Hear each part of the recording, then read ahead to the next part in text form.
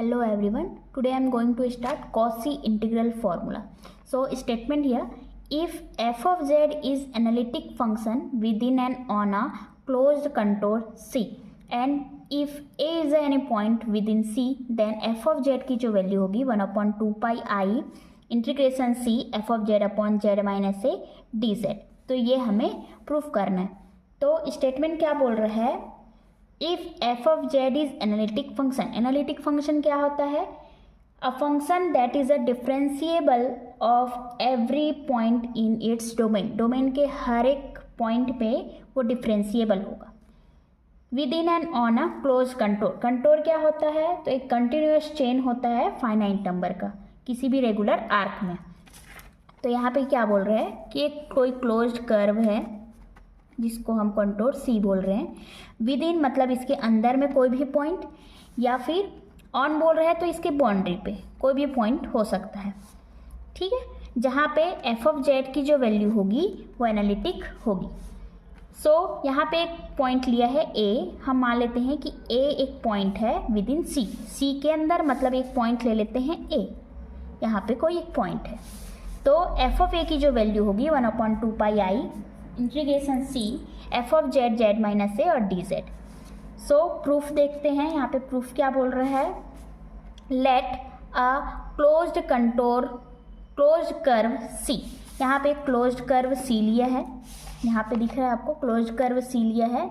And let a point A within and on contour C. Within यानी कि उसके अंदर यहाँ पे एक पॉइंट लिया है. ठीक है, तो यहाँ पे अनदर कर्व लेते हैं जिसको हम नाम देते हैं C1, जो C के अंदर ही है.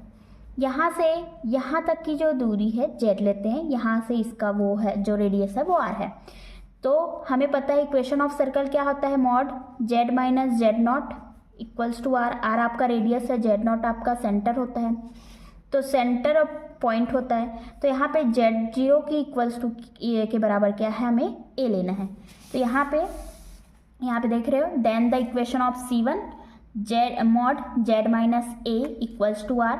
तो मॉड हटाने पर इधर क्या हो जाएगा? आर ई की पावर आयोटा थीटा, जिसको हम लोग इक्वेशन 1 देते हैं. फिर आएगा जेड. ए को उस साइड लेके जाते हैं तो माइनस है वो प्लस हो जाएगा.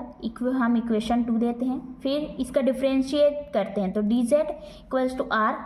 आई का डिफ्रेंशिएट होता है आयोटा थीटा, आई ई की power iota theta. Equation number 3. Then from extension of Cauchy Goursat theorem से हम देखते हैं कि integration C F of Z Z minus A D Z वो जो है वो इक्वल होगा integration C1 F of Z Z minus A D Z. क्यों? क्योंकि ये इसके ही अंदर आ रहा है. ये जो C है वो C के अंदर ही क्या है? C1 है. इसलिए ये जो C है वो C1 के बराबर होगा.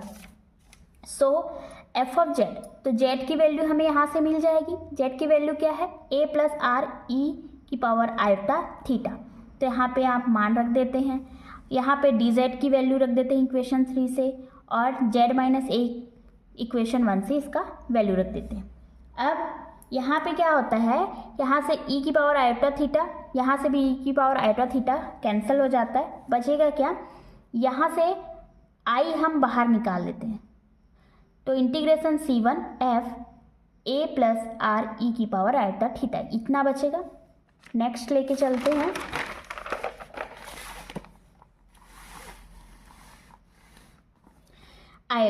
आई integration C1 F of A plus R E की power iota theta D theta.